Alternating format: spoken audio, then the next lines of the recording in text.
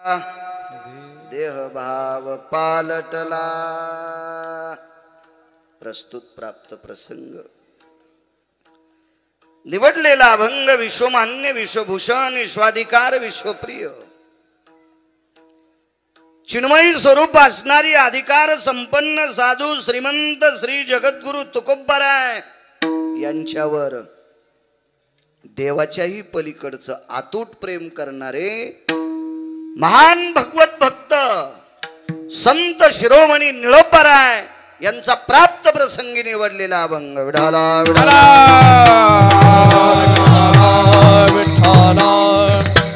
प्राप्त प्रसंगी निवडलेला अभंग माझ्या निळोबारायांचा आहे। ए खेकाना गपचिक बसा ना, काय शेपुड्यासारखा करता। विठाला विठाला विठाला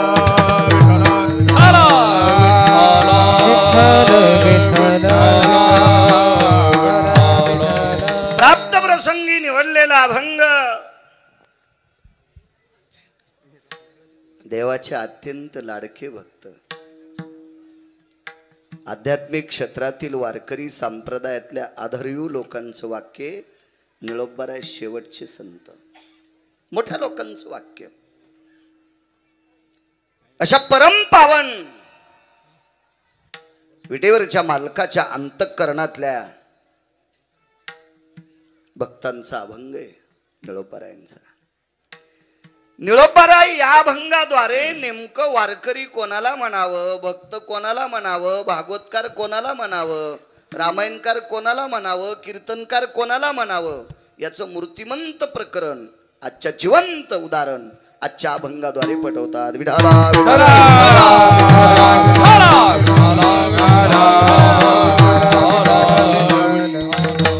निळोबारायच्या अभंगातल्या पूर्वार्धात आपल्याला अभंगातून संप्रदायातून फेकून दिलं निळोबारायने। बसत नाहीत आपण नगुंते जो आशा पाशी आशा संपली ज्याच्याकडे आशा नाही भक्त म्हणावे तयाशी। नगुंते जो आशा पाशी ज्याची आशा संपली तो भक्त आहे। गेले आशा पाशा निवारोनी निवारोनी गेले आशा पाशा निवारो गेले आशा पाशा निवारो गेले आशा पाशा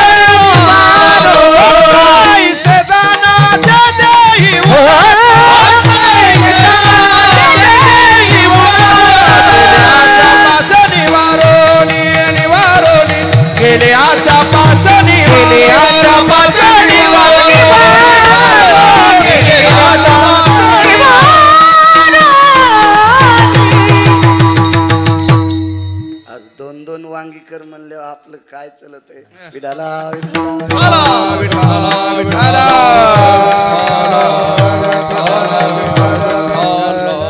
आशा निवारून गेली।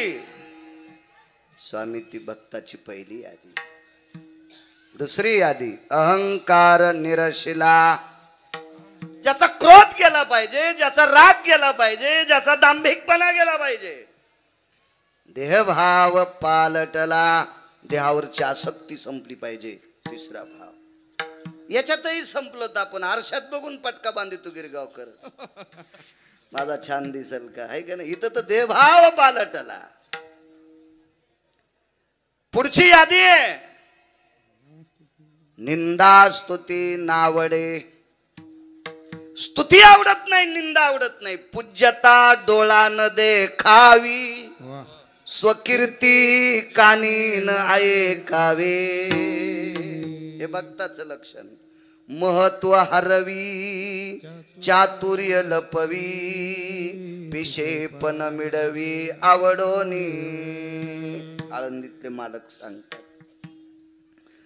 निंदा स्तुती नावडे। आवडतं काय पाहता परब्रह्म आवडे। मालकाच्या व्यतिरिक्त जगातलं काहीच आवडत नाही। तू एकला आवडसे तू एकला आवड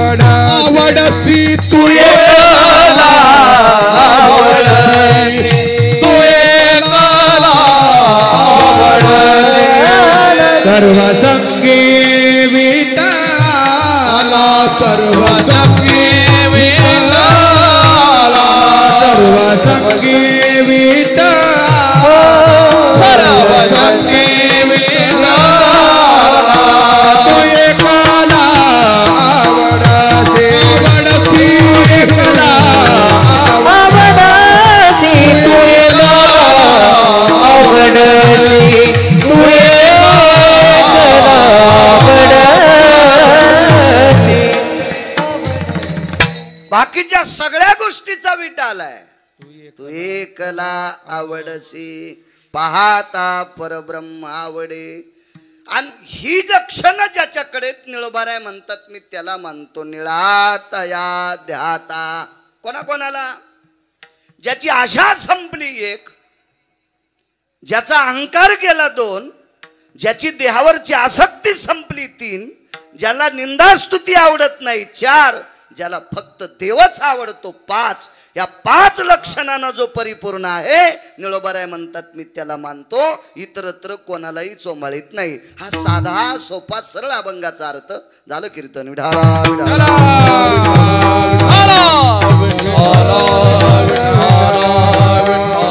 मोठ्या श्रद्धेने, मोठ्या अट्टहासाने, मोठ्या असीम प्रयत्नाने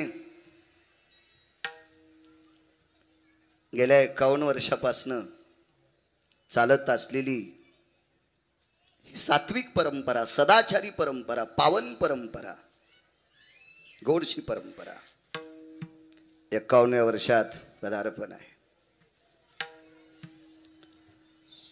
कल्पना करा 50 वर्षापूर्वी काय परिस्थिती असेल स्वामी. असतील का भरपूर गहू, असतील का भरपूर ज्वारी, असेल का भरपूर बाजरी, काय परिस्थिती असेल. म्हणून त्यावेळेला ही सप्ताह सुरू करणारी माणसं एखाद्या वेळेस गावातली बुजुर्ग माणसं, जुनाट माणसं, 4-2 नसतील पण आजही त्यांना ते ज्या अधिष्ठानावर असतील तिथे त्यांना गिरगावकराचा नाक घासून प्रणाम. ही परंपरा चालू करणारी माणसं मोठी असतात. गेल्या 51 वर्षापासनं बाळ साखोरे ग्रामस्थांच्या वतीने चालत असलेली ही ज्ञानाची ड्युटी, हा धर्मदंड, हा धर्मध्वज, ही धर्माची पताका या ठिकाणी रोवलेली आहे. आणि त्या पवित्र परंपरेत माझ्यासारख्या सर्वसामान्य एका छोट्याशा अज्ञानी व्यक्तीला इथे बोलण्याचा योग येतोय. ते माझं महत् भाग्य. म्हाळसादेवी अशा या जगज्जननीचं अधिष्ठान आहे, जगदंबेचं अधिष्ठान आहे, परमपावन जगदंबा. देवी त्याच मानायच्या ज्या देवीला ढवळे लिंब चालत नाहीत, ज्या देवीला कोंबडे बोकडे चालत नाहीत, अशा देवीच्या पुढं आपण डोकं ठेवत जा. ज्या देवीला हे बाकीचा गर्दा चलतो का, त्या पांचट देवीच्या पुढे तुमचे डोके वाके जाऊ नका. विठाला विठाला विठाला.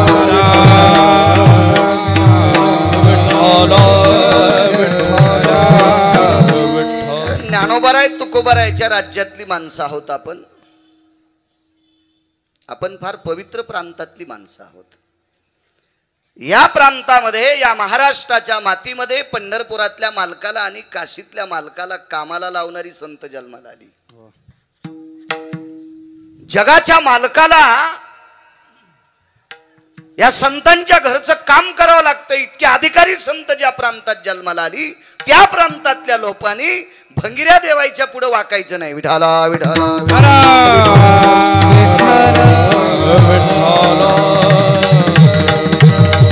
परमपावन म्हाळसादेवी जगदंबेच्या चरणी साष्टांग प्रणिपात. शारदीय नवरात्र महोत्सव चालू आहे.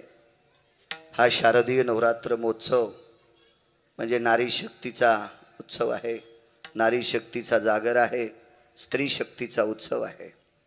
या परमपावन भारत देशात सर्वात मोठी श्रीमंती काय असेल तर या देशाची स्त्री आहे.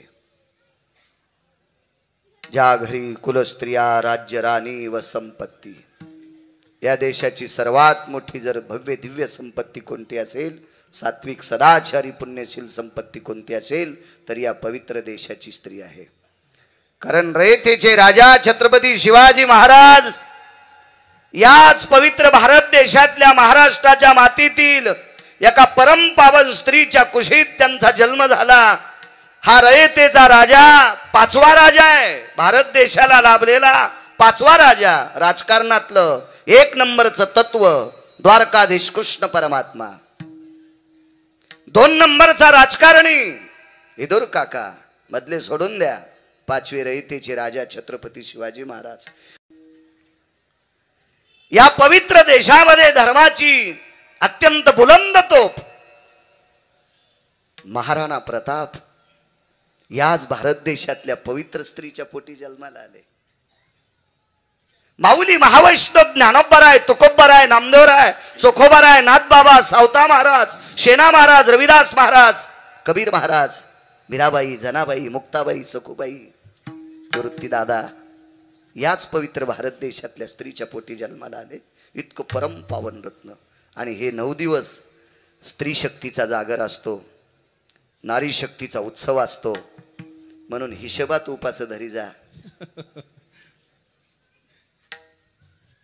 कारण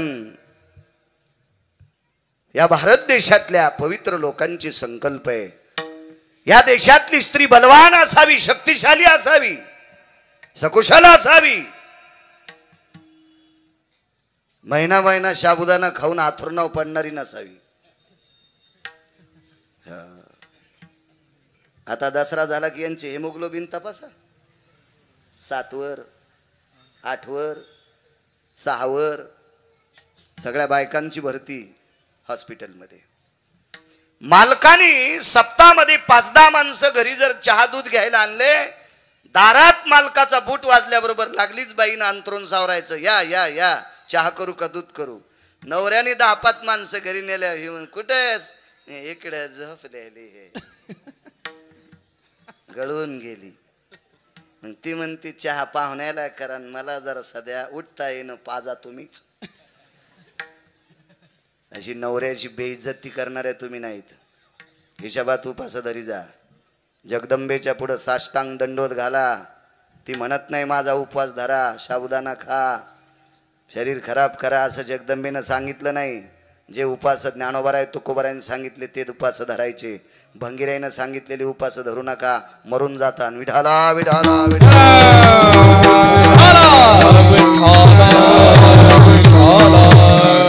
शारदीय नवरात्र महोत्सव म्हणजे स्त्री शक्तीचा जागर, नारी शक्तीचा उत्सव. या परम पावन भारत देशातल्या पवित्र नारींच्या चरणी गिरगावकराचा साष्टांग प्रणिपात. तुम्हाला कोटी कोटी शुभेच्छा देतो. मोठ्या श्रद्धेने, मोठ्या आतुरतेने आपला अमूल्य वेळ खर्च करून आलेला श्रोतावर्ग तुमच्या चरणी साष्टांग प्रणिपात. महाराष्ट्राच्या मातीतील मृदंग क्षेत्रातील भगवान शिवजीनं आरक्षित केलेलं वाद्य, वारकरी संप्रदायामध्ये कुठलं वाद्य असावं म्हणून भगवान शिवशंकर देवादिदेव भगवान पंचाननाने आरक्षित केलेलं वाद्य म्हणजे मृदंग नावाचं वाद्य आहे. आणि या वाद्याची ज्यांच्यावर अतूट कृपा झाली, या महाराष्ट्राच्या मातीतील बुलंद तोप चे भरतजी महाराज पठाडे आहेत, त्यांनाही प्रणाम. वारकरी संप्रदायात नाविन्यपूर्ण गोड अशा सुंदरशा चाली, गोडसा व्यासंग आहे, नित्यनेम असे आदरणीय मच्छिंद्रनाथ आप्पा वांगीकर, त्यांना सुद्धा मनपूर्वक प्रणाम करतो. तसेच उत्तरेश्वर बापू वांगीकर, त्यांनाही मनपूर्वक प्रणाम करतो. आमचे आदरणीय सदानंद गुरुजी, गोड गोड ज्यांचा आवाजावर प्रभुत्व आहे. आणि आमच्यात मी जिथं राहतो तिथलेच आमचे सोपान महाराज, त्यांचाही आवाज अत्यंत गोड मार्मिक आहे, त्यांना सुद्धा प्रणाम करतो. बाजूचे आदरणीय हरिभक्तीपरायण उद्धव महाराज, त्यांना सुद्धा प्रणाम. तुम्ही बेलूकर चाकूरकर, तुम्हालाही प्रणाम. आदरणीय स्वामीजी, या परिसरातलं अत्यंत मार्मिक, तात्विक, जुनाट, पारमार्थिक क्षेत्रातलं रत्न जुन्या लोकांना मानावं लागत असतं. कारण सांगू का, जी माणसं मोठ्यांना मानतात तीच माणसं मोठी होत असतात. आणि जी माणसं मोठ्यांना झिरकाडतात ती हरामखोर पोत्र्याच्या पण लायकीची राहत नाहीत. विठाला विठाला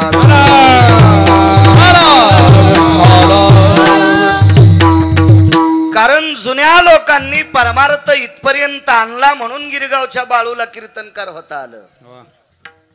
मागच्या लोकांची कृपा आहे, मागच्या लोकांची कृपा. स्वामी तुम्हाला सुद्धा धन्यवाद, प्रणाम. पाठीमागे उभे असलेली माझ्या ज्ञानोबाराय तुकोबारायच्या नामाचा जयघोष करणारी ही सर्व वारकरी मंडळी, विनेकरी, मस्तक माझा पायावरी या वारकरी संतांच्या या परिसरात जास्त येण्याचा योग आदरणीय वारकरी संप्रदायावर अतूट प्रेम करणारे बऱ्यापैकी महाराजांचं त्यांच्याकडे येऊ जाऊ असतं असे शिवाजी काका जगताप त्यांच्यामुळेच जास्त येण्याचा योग या भागात येतो. काका सोबत आलेत, काकांना सुद्धा प्रणाम. सानप काका तुम्हाला सुद्धा प्रणाम. हरिभक्ती परायण आमचे चैतन्य महाराज नागरे त्यांना सुद्धा मनपूर्वक प्रणाम. उपस्थित बऱ्यापैकी श्रोता वर्ग आहे, तुम्हाला सर्वांना प्रणाम करतो. साऊंड सिस्टीमवाल्यांना धन्यवाद देतो. मी माझ्या अभंगावर येतो. विठाला विठाला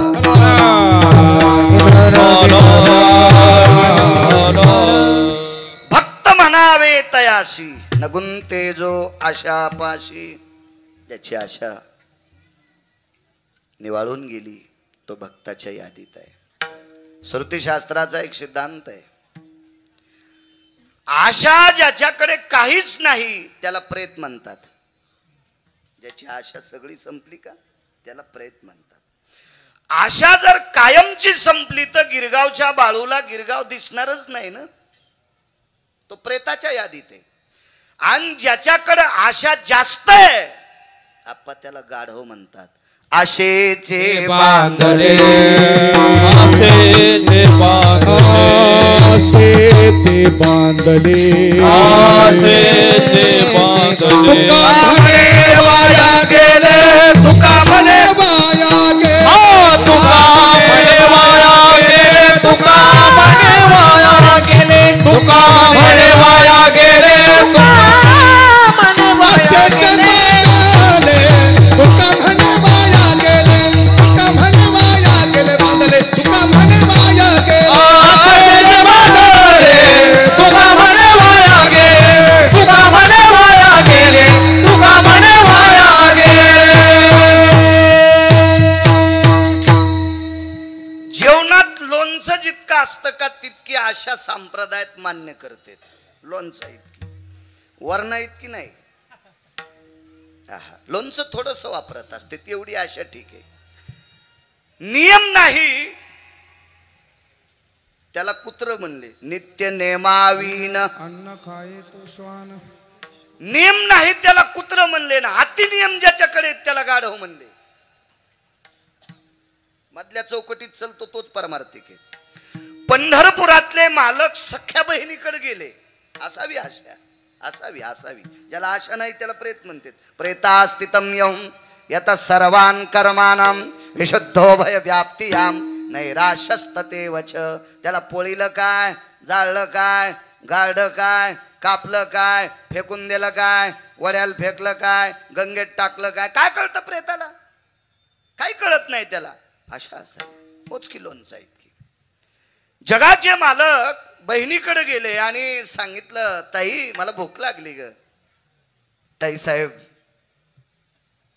विटेवरच्या मालकाला म्हणतात, दादा माझा नित्यनेम राहिलाय रे. माझं स्नान होईल, माझा पूजापाठ होईल, माझ्या शरीराची चर्या होईल, आणि मग मी कुकर लावीन. तेव्हा कुकर नव्हतं म्हणा, आणि मग तुला जीव घालीन. मला सांगा, प्रत्यक्ष जगाचा बाप घरी आल्यावर पुन्हा कोणाची पूजा करते? बोट कापल्याचं निमित्त प्रसंग पहा भागवतातला, लक्षात येईल तुमच्या. अतिनियम नाही. अतिनियम ज्याच्याकडे तो गाढव आहे, आणि नियमच नाही त्याला कुत्र म्हणते. मधल्या मार्गात चालायचं प्रापंचिक लोकांनी. तुम्ही आम्ही सांसारिक माणसं आहोत, आपण मधल्या टप्प्यात चालायचं. आशा नाही असं म्हणायचं नाही. असावी असावी. आशाच जर नसेल तर उद्या रजिस्टर कोणाच्या नावाच्या करून देतात? तुम्ही कोणाच्या घरी म्हणून जाता? मधल्या चौकटीत. मालकांना असं सांगितलं नाही की सगळीच आशा फेकून द्या, पण इतकी आशा नसावी. आपलं रान मोठं करायचं आणि बाजूच्याच बारीक करायचं. इतकं रान रुंदिलं, इतकं रान रुंदिलं, डांबरावर ऊस लावला. हो, डांबरावर ऊस लावला, डांबरावर ऊस लावताना बरं झालं, पण मथारो मेल्यावर मडच बाहेर काढता येईना. तिरडी काढायलाच रस्ता ठेवला नाही. बाप मेल्याच्या नंतर तिरडी काढायला रस्ता ठेवत नाही. इतकी जागा कोरी तू. याला कुठं आशा म्हणत असते का? हे गाढवाच्या पलीकडची व्याधी. विढाला विढाला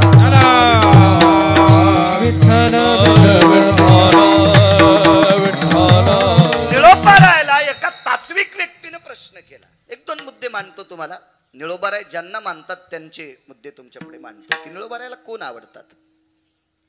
निळोबारायला सात्विक, तात्विक, सदाचारी, पुण्यशील काही लोकांचे प्रश्न होते, आणि काही चारवाकांचे सुद्धा प्रश्न होते. चारवाक कोणाला म्हणायचं? जन्माला आपल्याला आपल्यात येतात आपल्या सोबत राहतात, आपल्या सोबत मोठे होतात, आपल्या सोबत जेवतात, खातात, फिरतात आणि आपलीच वाभाडे काढतात, यांना चारवाक म्हणतात. चारवाक म्हणजे दुसरी लोक कोणी नाहीत, आपल्यातलीच लोक, आपल्यातलीच लोक. चारवाक कोणाला म्हणायचं? ज्या तोंडानं स्तुती करते, जेने मुखी स्थावी त्याची निंदे पाठी लावी, ऐशी अधमाची आती, ऐशी अधमाची आती. जेने मुखी स्थावी त्याची निंदे पाठी लावी, ऐशी अधमाची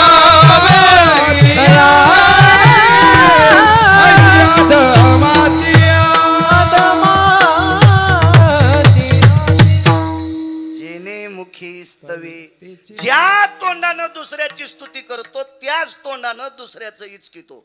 गाथा पाठ असला तरी हरामखोरे. विठाला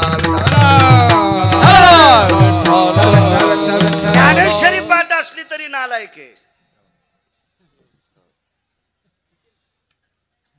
इतराची चेष्टा, इतराची चेष्टा, इतराची चेष्टा, इतराची चेष्टा. हे तो खाने लागे विष्टा, हे तो खाने लागे विष्टा, हे तो खाने लागे विष्टा, हे तो खाने लागे विष्टा, हे तो खाने लागे विष्टा, हे तो खाणे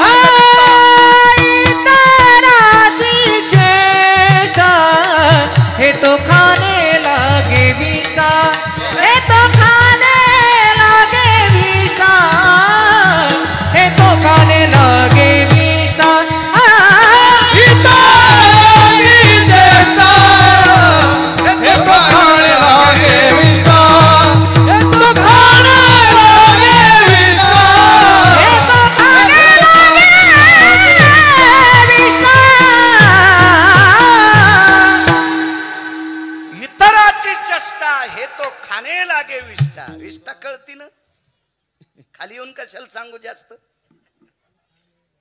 घाण खाल्ले इतकं पाप लागतंय, घाण खाल्ले इतकं पाप. याला चारवाक म्हणायचं. चारवाक.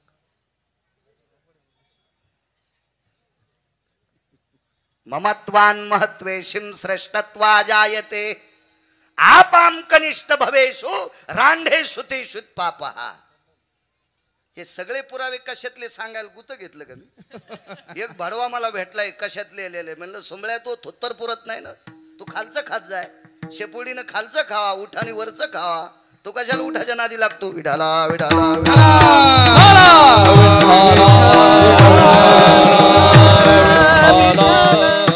स्वतःला मोठं म्हणणं आणि दुसऱ्याला कनिष्ठ समजिणं.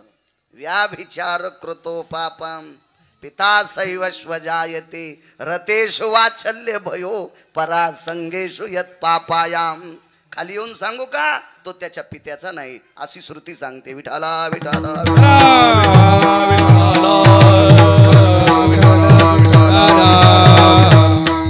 अशा चारवाकांनी सुद्धा प्रश्न केला की अशा संपलेली तुम्हाला आवडतात, असे तुम्हाला पाहायला भेटले का? आणि सात्विकांचा सुद्धा प्रश्न. ते निळोबराय होते. ते काय गिरगावचा बाळू नव्हता, बुटकं भर पाणी घेऊन दुसऱ्याला आंघोळ घालणारा. ते निळोबराय. कोणाला म्हणायचं निळोबराय? अहो देवाला परत करावं. इथे तुझं लागी बोलाविले कोणी प्रार्थिल्या वाचून. आला शिका. सरपंचाला राम राम नाही घातला तर ते मोठा मशिवानी फुगतू. इथल्याला नाही म्हणालो आम्ही. मी आमच्या तिकडे सांगायला, तिकडे गेल्यावर इकडे झटकायचे. दुसरे आणू तरी कुठून? ग्रामपंचायतच्या सदस्याला राम राम नाही घातला तर तो फुगतो. सोसायटीच्या मेंबरला राम राम नाही घातला तर तो फुगतो. हे सगळे कोण्या दिवशी बटन दाबून मारायचे ज्याच्या हातात ते त्याला जगाचा बाप म्हणतात. आणि त्याला सरळ सरळ येऊ नको म्हणणं किती राग येईल. पण नाही आला, कारण हे तत्वानं वागणारी लोक होती. ही ज्यांच्यात धमक आहे ते निळोबर आहे. हे चारवाकाला याला भेणारी व्यक्ती थोडीच ती. परत त्याला पाकिटाचा संबंध नव्हता ना, त्याच्यामुळे भीती नव्हती. यजमान नाराज होईल का, आपल्याला जाताना चाक आणील का, याची भीती तुम्हा आम्हाला. त्याला काही गरजच नव्हती ना, त्याच्याकरता ते भीत नव्हते, निर्भीड माणसं होते. चारवाकालाही समाधान होईल आणि सात्विकाचं समाधान होईल असं उत्तर दिलं की मला ज्याची आशा संपली ती माणसं आवडतात. त्रेतायुगात पंढरपुरातल्या मालकाने एका मुलाचा बाप मारला. क्रता त्रेतायुगामध्ये पंढरपुरातल्या मालकाने एका सात्विक सदाचारी पुण्यशील मुलाचे वडील मारले. बाप वडील एकच ना, बोलण्याची भाषा वेगळी. वडील मारले. आई हुशार होती. आईनं सांगितलं, बाळा,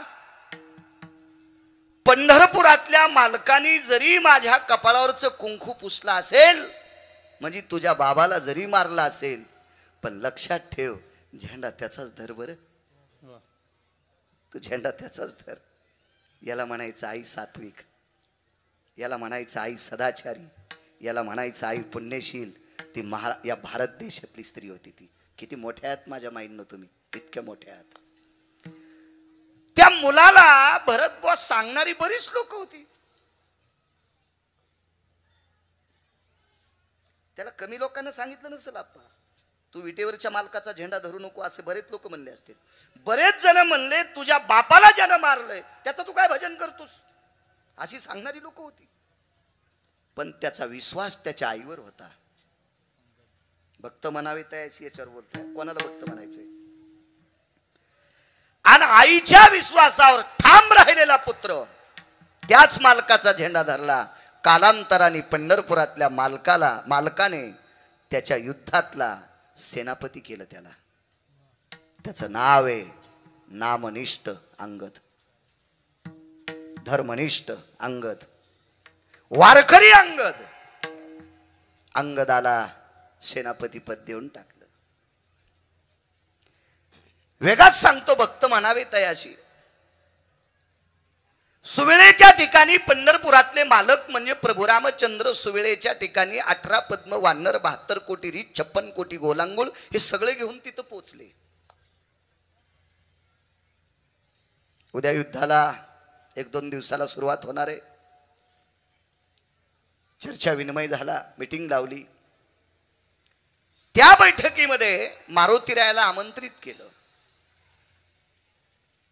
माझ्या पैठणच्या मालकांच्या उकोक्तीनुसार निष्ठावंत वारकरी येऊनी जन्मला मरकट, वैष्णवा माझी अतिश्रेष्ठ, हनुमंत मनावया कनिष्ठ, ऐसा पापिष्ट कोण आहे. मालक सांगतात पैठणचे, तो वैष्णवा माझी अतिश्रेष्ठ अशा नामधारकाला त्या बैठकीत आमंत्रित केलं. आणि त्या नामधारकाला मारुतीरायांना विटेवरच्या मालकांनी प्रभू रामचंद्रांनी सांगितलं, हनुमंत जी प्रभू जी जी जी जी. अरे निकषांती असं तय झालंय की रावण काही सीतेला देत नाही. रगिले रावण, रगिले. रावणाच्या 14 गोष्टी तपासा, त्याच्यातली एक गोष्ट तपासा, रावणासारखा बुद्धिवादी व्यक्तीच नव्हता कोणी. मी नाही सांगत, एकीकडे रावणाची निंदा करणारा मीच आहे बरं, पण सांगतो ना यादी, तुम्हाला सांगतो यादी. इतका बुद्धिवादी रावण की रावण इतका चतुर होता, त्यानं 127 विद्वान जवळ ठेवते. 127 विद्वान, त्याच्यापैकी 1 नंबरचा विद्वान होता, त्याचं नाव होतं तत्वकुंभ. या तत्वकुंभानी 14 विमान तयार केले. ते विद्वान किती असेल लक्षात घ्या. आईसाहेब बसल्या त्यावेळेला बिभीषणाची मुलगी टाळ्या वाजून नाचत होती, टाळ्या वाजून, म्हणजे तिचं अंतःकरण आनंदानं तल्लीन झालं. तर सीतेने विचारलं, हे काकाशी मिली बघतेस, तू चुलत्याशी मिळालेली आहेस, तुझा काका बाहुबळानं या विमानात बसून मला लंकेत घेऊन जातो आणि तू नाचती. ऐक म्हणले, सीते काळजी करू नकोस, राम जिवंत आहेत म्हणून नाचायले. तर सीतेनं सांगितलं, मला धरताना तू रडत होती, विमानात टाकल्यावर हसतीस, असं तुला काय कळालं? कोणी निरोप केला राम जिवंत आहेत? ऐक म्हणे सीते, मैत्री नव्हती ना, अरे तुला बोलत होती त्रिजटा सीतेला आवं कधीच बोलली नाही. रामायणात बघू नका, वेगळ्या पुराणात घुसा, मग लक्षात येईल तुमच्या. त्रिजटेनं सांगितलं, सीते तुझ्या कपाळावरलं कुंकू जिवंत आहे, तुला कळालं कसं? मला कळत नाही म्हणे विमान सांगते. या विमानाला विधवा स्त्रीचा पाय लागल्यावर विमान जळून जाते आणि तू बसल्याच्या नंतर विमान जळत नाही, याचा अर्थ तुझे मालक जिवंत आहेत. काय विद्वान असेल आप्पा तो विमान करणारा? काय विद्वान असेल तो? त्याचं नाव आहे तत्वकुंभ. तेव्हा अर्थशास्त्रात एक नियम होता, ज्याला मोठं व्हायचं का त्यानं चांगल्याला आपल्याकडे बोलवा, आणि चांगले जर आपली लायकी नसल्यामुळे आपल्याकडे येत नसतील तर आपण चांगल्याकडे जा. आपण चांगल्याकडे जा. रावणाची लायकी होती याच्याकरता त्यानं चांगली आणली, आपली लायकी नाही ना एवढी लोक आपल्याकडे बोलवायची. आपण त्यांच्याकडे जा. मोठं झाल्याशिवाय राहतच नाही. पण आपलं नेमकं कसं होतं माहितीये का? कुत्र्याला नाद असतो हातीला भोकायचा, कुत्र्याला नादच असतो हत्तीला भोकायचा. पण कुत्रे कधीच डसत नाहीत. कुत्रे बी हुशार असतात. हत्तीला डसलं की आपण बोचरे होतो. हत्तीची त्वचाची इतकी स्वामी कठीण असती, कुत्र डसलं की त्याच्या त्वचेत घुसलेले दात पुन्हा वापस येतच नाहीत. कुत्र बोचरच होत. भुंकोनिया श्वान लागे हत्ती पाठी, भुंकोनिया श्वान लागे हत्ती पाठी, गोवनी हिमपोते दुःख पावे, दुःख पावे, गोवनी हिमपोते दुःख पावे. भुंकोनिया श्वान लागे हत्ती पाठी, भुंकोनिया श्वान लागे हत्ती पाठी, गोवनी हिमपोते दुःख पावे, दुःख पावे, गोवनी हिमपोते दुःख पावे.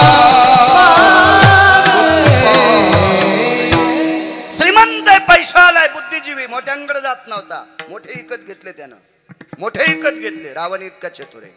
रावण भक्तिसूत्रात मर्मज्ञ होता. मी नाही म्हणायचं. काशीतले मालक रावणाला मानित होते. काशीतले मालक रावणाला मानित होते. तुमच्या विद्वत्तेला भरतबुवा लोक मानतेत म्हणून 3 जिल्हे ओलांडून इथं आलात ना. तुमच्या गायनाला आप्पा, बापू, सोपान, सदानंद गुरुजी, बाजूचे महाराज, तुमच्या विद्वत्तेला सन्मान आहे म्हणून इकडे आलात ना, म्हणून किंमत आहे ना. एरवी कोण किंमत दिली असती? ही झाला आपला प्रश्न. रावणाच्या विद्वत्तेचा आप्पा इतका सन्मान होता, इतका सन्मान. ज्या गावाची वास्तुशांती करायला रावण बलीला, त्याच्या विद्वत्तेवर काशीतले मालक इतके प्रसन्न झाले ते गावात देऊन टाकलं. वास्तूच्या पूजेला बलील तर रावण, वास्तूच्या पूजेला. आणि मंत्र आवडले त्याचे, मंत्र आवडले. काय मंत्र असतील? या लाक्षम बुधभयोस्थित मिमग्रदोजन्याय या सर्वं वास्तु पुरुषां दोषा निवारण हितार्थायां मम ग्रहे चिरकाल यत् संरक्षिता अप्राप्तो प्राप्त रमाधिष्ठितं यत् लोकत्रय भूषित पुण्य पुण्यकालाय मार्थेषु संपन्ने राजाश्रय मंडितां पूर्णकीर्तियो यज्जायते ध्वज सर्वास्थितयं लहरश्यापं पतिनिरायं यज्जायते कृतियाय नैवं गिरगावकर लिखितम्.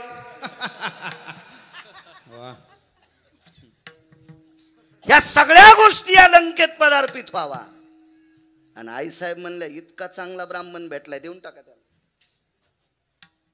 बुद्धिवान कमी असेल रावण? एवढी बुद्धी रावणाची तल्लक. बऱ्यापैकी गोष्टी आहेत रावणाच्या, पण वारकरी संप्रदायानं रावण बेदखल केला फक्त एकाच गोष्टीमुळे.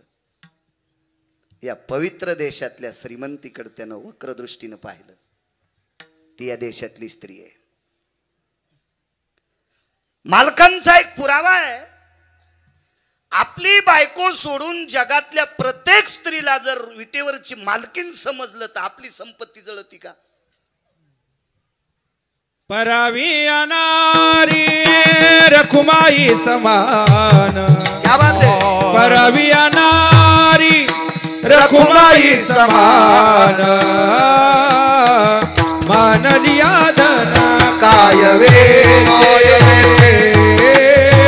मानलिया धन काय वेचे. परावी अनारी रखुमाई समान, परावी अनारी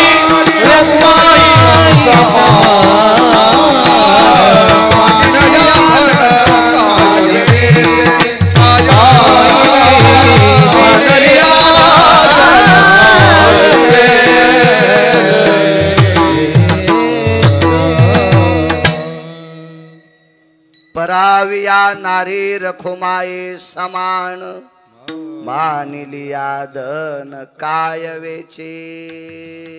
आणि या परीक्षेत रावण नापास झाला. बाकी रावणाची एकही परीक्षा कोणी तपासायचीच नाही, इतका रावण श्रेष्ठ. आणि तो रावण त्याला शिष्टाई करता पंढरपुरातल्या मालकांनी अंगदाला पाठविलं.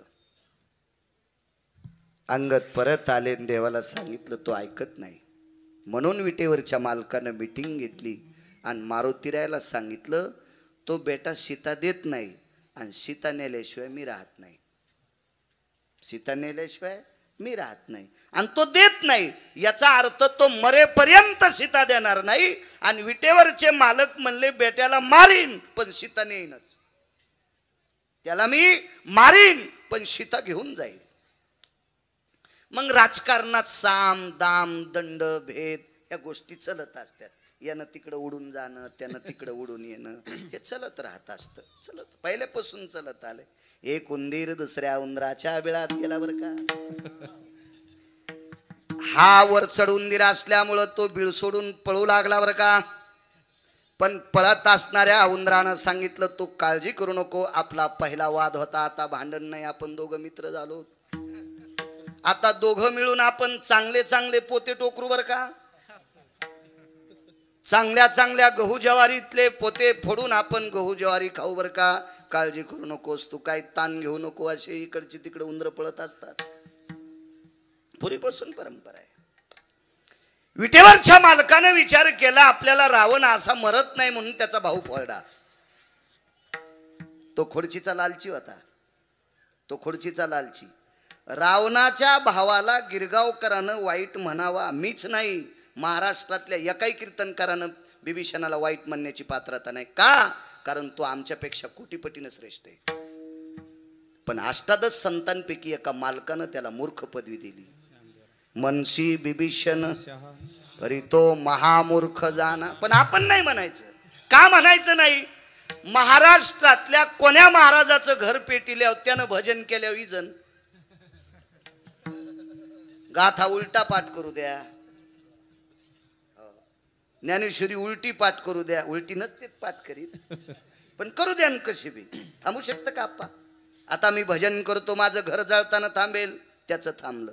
तुका म्हणे आगणी झाला से शीतळ, प्रतापे सबळ नामाची. देहूतले मालक म्हणतात, अख्खी लंका जळाली पण बिभीषणानं घर जळू दिलं नाही.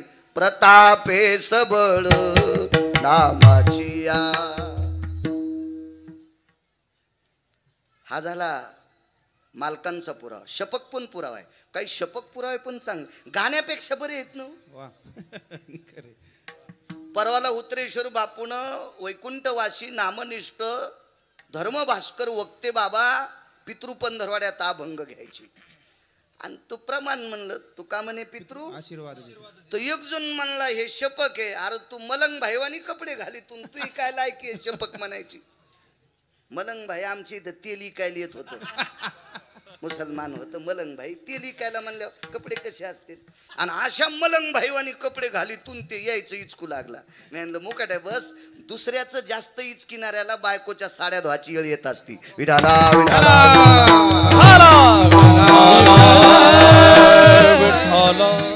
अहो या प्रत मधले नसल, नागपूर प्रत मधले अभंग असतील. गाण्यापेक्षा चांगले आहेत ना, आहे का नाही? एक शपथ पुरावा है। आग लगी लंका में हलचल मचाई, विभीषण की कुटिया कैसे बचाए, कैसे बचाए। अख्खी लंका जळाली। इथं मालकाचा पुरावा पोषक प्रतापे सबळ नामाची। देऊतले मालक सांगतात नामाच्या बळावर भजनाच्या बळावर त्यानं घर जळू दिलं नाही, म्हणून आमच्या सारख्या कीर्तनकारांनी विभीषणाची चेष्टा करायची नाही। ती मालकाची ताकद आहे म्हणती। अष्टादश मालकांपैकी या विभीषणाला फोडलं प्रभू रामचंद्रांनी। घेतलं पंढरपुरातल्या मालकानी जवळ मीटिंग बसली. भक्त म्हणावे तयाशी हे सांगत होतो. मला ऊसाला पाणी देताना गवत उपटायचा नाद आहे म्हणून लांबत ना, नाही तर आता लोक तर 2-4 पुरावे आणले असते. ते नादच पडला. ते काय बरं आहे, खुरपायचं काम पडत नाही पुन्हा. मग हनुमंत जी इथपर्यंत आलतो आम्ही. मारुतीराय म्हटले जी जी प्रभू जी जी जी. अरे रावण सीतेला देत नाही. बर काय करावं लागेल मालक? युद्ध ठरलेलं आहे.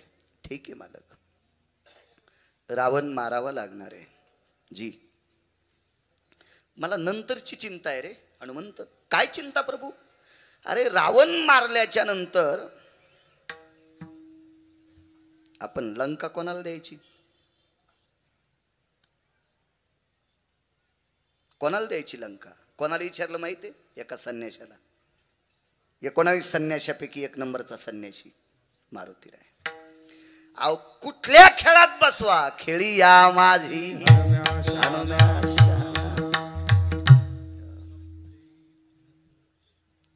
अहो एका बाईनं अमृताचा साठा केलता. तिने सूर्याकडे अशी बोट वाजून चुटकी वाजली. हे तेजो कांती भास्करा ललाटम प्रपटले भय सौभाग्य प्रदायिनी अर्जितम कुंकुमम ललाटस्तते वचम यत्तेजो भय कांती सौभाग्य प्रदायिनी. जोपर्यंत तुझा प्रकाश आहे तोपर्यंत हिच्या कपाळावरचं कुंकू कोणी पुसणार नाही. अमृत होतं तिच्याजवळ. ती चंद्रसेना नाव आहे. तिचं नाव चंद्रसेना. कोणाला म्हणायचं संन्याशी? मालकावर अतूट प्रेम करणाऱ्या बाईच्या दारात मारुतीराय लोळत होते. जिने तेज कांती प्रसन्न केला त्या चरणावरे लोळला. ते पिऊस संचय ठेला चंद्र सेना मन तिथेला. पियुष म्हणजे अमृत. नवऱ्याची सेवा करणाऱ्या बाईच्या पायाखालची माती आपल्या अंगाला लागावा इतकी पतिव्रता स्त्री श्रेष्ठ असते. महाराजाला काजू टाकून दूध देती आणि नवऱ्याला टायमाला भाकरी देत नाही अशी बाई ज्या भागात आहे त्या भागात पाऊस कमी पडतो. आणि वालीचा पुत्र माझा झेंडा धरतोय, माझ्या पक्षाचा सेनापती आहे. वालीला बोलवता का? म्हणले बोलून आणतो मी, पण कसा करता? काही नाही म्हणले. रावण मारल्याच्या नंतर लंका आपण वालीला देऊ. बिभीषणे नंतरचं पाने नंतरचं आपण अंगदाला देऊन टाकू. तर मारुतीरायानं सांगितलं प्रभू सेवके करावे सांगितले काम या न्यायानं मी भक्त म्हणावे तयाच्या. मी जातो अंगदाला बोलायला, पण अंगद लंका स्वीकारणार नाही. अगोदर लक्ष्मणजी थोडेसे तापले. लक्ष्मण तापणं स्वाभाविक आहे ना, कारण तो अवतारच त्यांचा होता ना. स्वभाव असतो. लक्ष्मण अवतार शेषाचा होता. तुम्ही दाबनासारखा सर्प असला त्याला असं काळी न करा. झोंबे खवळीला तात्काळ तो झोंबे खवळीला तात्काळ तो झोंबे खवळीला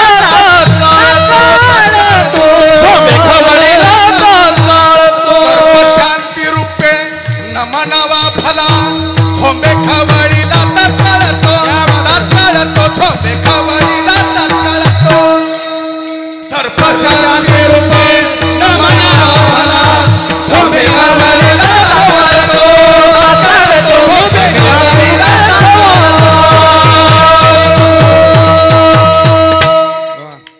आमच्याकडे मोतीराम महाराज, रंगनाथ गुरुजी, मारोतराव महाराज यांच्यानंतर वैकुंठवासी नथुराम बाबा केळकर झाले आपल्याकडे. आणि नथुराम बाबा केळकर म्हणायचे असं प्रमाण दिलं की कोटीची नोट. दाबण्यासारखा सर्प जरी असला तरी थुत्तरवरी करीतो म्हणून शेपटी कोण मारित नाही.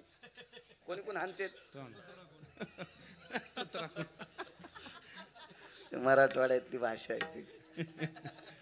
सापाला थुतराकून हाणतेत, इंचाला शेपटीकून हाणतेत आणि आप्पा बचर बचर करणाऱ्याचे दात पाडतेत.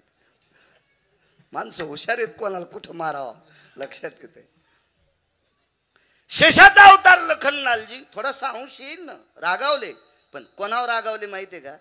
ज्याच्यामुळे यांची भावजई भेटायली त्या याच्यावर रागावली.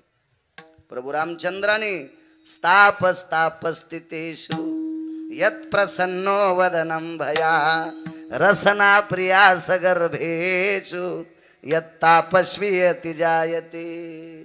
लखन, आपलं जर काम साधवायचं असेल तर ह्या संन्याशावर तापू नको बरं का. हे कामाचं आहे, नामधारक संन्यासी आहे.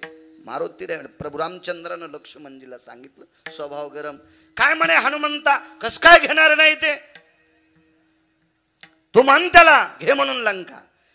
मारुतीराय म्हणले लहाने मालक म्हणजे लक्ष्मणजी, तुमच्या आग्रह असतो मी म्हणण्याचा प्रयत्न करतो, पण माझे सुद्धा शब्द मातीत जातील याच्याकरता अपमान करून घेणं नको. मी काय अंगदाल म्हणत नाही. बोलाव इकडं. बोलून आणतो म्हणले. अंगदाला सांगितलं, अंगदा, मालकांनी, लहान्या मालकांनी, मोठ्या मालकांनी तुला बोलवलंय, तुम्ही चला ना. नाही म्हणे, तूच जाय बाबा, मला कशाला, मी संन्याशी माणूस, मागणं पुढं फुफुटा उड, तू संसारिक जाय बापू, तुला बोलवलंय, जाय तू मध्ये. आणि मग अंगद आतमध्ये गेल्याबरोबर दोन्ही मालकांना प्रणाम केला. भक्त म्हणावे तयाशी. प्रभू रामचंद्राने जवळ घेतलं, अंगदाच्या पाठीवर थाप टाकली. काय नशिबवान लोक असतील, देव त्यांच्या पाठीवर थाप टाकीत होता. आणि असायला पशु होते, वानर होते, पाला खाणारे होते, पण विटेवरचा मालक थाप टाकली पाठीवर थाप. अंगदा जी जी. अंगदा एक बोलू, रावण थोडा मगरुरीला आलाय रे. तुझ्यासारख्या सात्विक माणसानं समजून सांगू नाही, तो काही ऐकत नाही. त्याला फार बोललो. तुम्हाला एक माहिती आहे का, कुत्र्याला किती चोंबाळा, एका माणसानं कुत्र्याचा गुण बदलण्यासाठी सोन्याची पालखी तयार केली. श्वानशिबी के बैसवीर त्याचे भुंकणे न राहे उगले, त्याचे भुंकणे न राहे उगले, त्याचे भुंकणे न राहे. श्वानशिबी के बैसवीर त्याचे भुंकणे राहे, त्याचे भुंकणे राहे, त्याचे भुंकणे राहे. 10-5 मिनिटं कीर्तन शिल्लक करू आज, काय ताण नाही. सोन्याच्या पालखीत कुत्र बसिल, त्याचे दुर्गुण जावा. स्वान शिबिके त्याचे भुंकणे न राहे उगले. पण ते भुकतच ना दुसऱ्याला पाहिल्या, भुकतच. रावणाला 4 शिव्या दिल्या पुराणानं. सुनिश्चयवस्तते यत्लंकेशायाम एकम आनदम सुनियायाम दशेश्वाननायाम स्वानस्तते यक्रियो. जाबालीचा पुरावा आहे रामायणात ना काहीच. खूप रामायण पाहिलं पुन्हा म्हणतात गिरगावकरांनी कशातलं सांगितलं, उसातलं. दुसरं पुराण बघा जा, खूप पुराण आहेत, खूप पुराण आहेत. हे 10 तोंडाचं स्वान आहे, ते चबर बोलते, ऐकत नाही. मग त्याला मारावं लागेल. मी तर त्या दिवशीच मारित होतो प्रभू, पण मला तुमचा आदेश नसल्यामुळं मी इतक्या रागात आलो की त्याचा मंडप 80,000 खांबाचा खांद्याला चिटकून आलता. अंगदाच्या 80,000 खांबाचा मंडप हानोटी खांद्याला चिटकून आला. पुन्हा जागच्या जागेवर ठेवून द्या, कारण मालक म्हणले आपण चांगल्या माणसाला देणार आहे, त्याला राज्याला मंडप असावं का नाही, उघडं कसं द्यायचंय. काय चाणक्ष असेल तो अंगद. आणि अंगदा तो रावण मारल्याच्या नंतर लंका तुला द्यायची. हा शब्द प्रभू रामचंद्राच्या तोंडातून ऐकल्याबरोबर अंगदाचे डोळे रडत नव्हते, अंगदाचं अंतःकरण रडत होतं.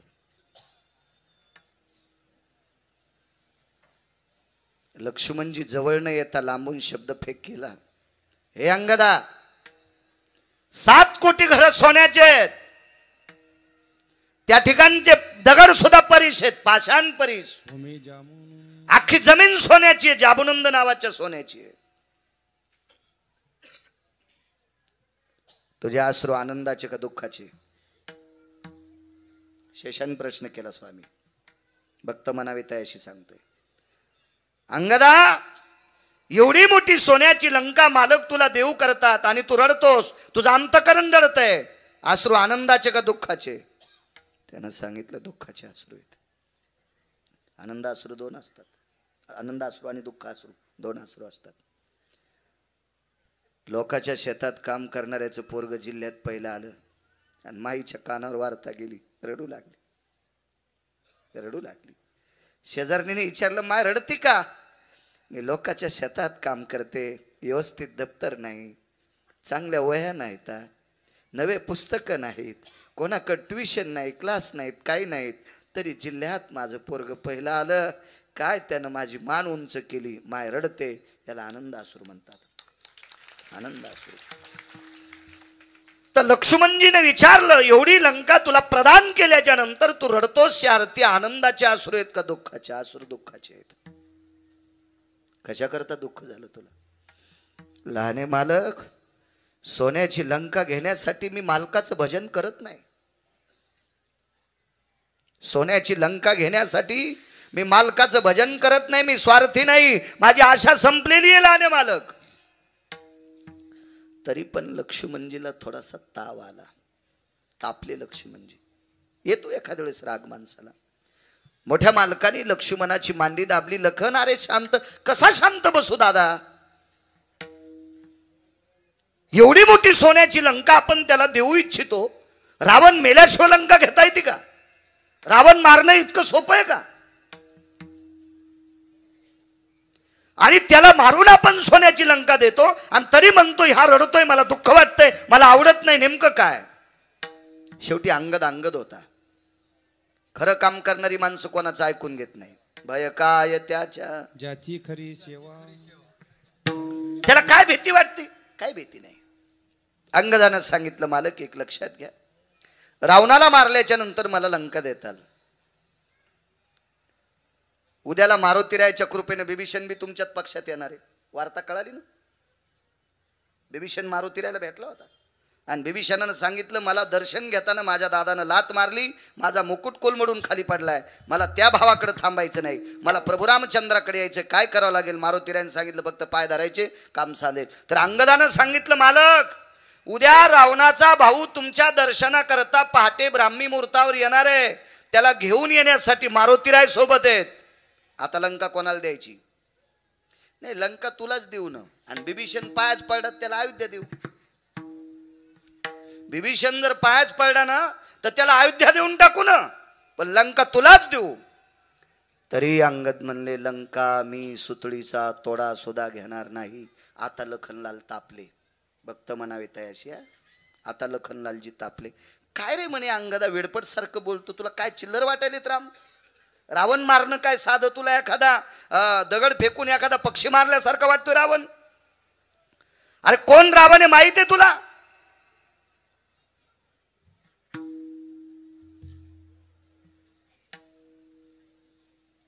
अंगदानं सांगितलं, रावण मला बऱ्यापैकी माहिती आहे.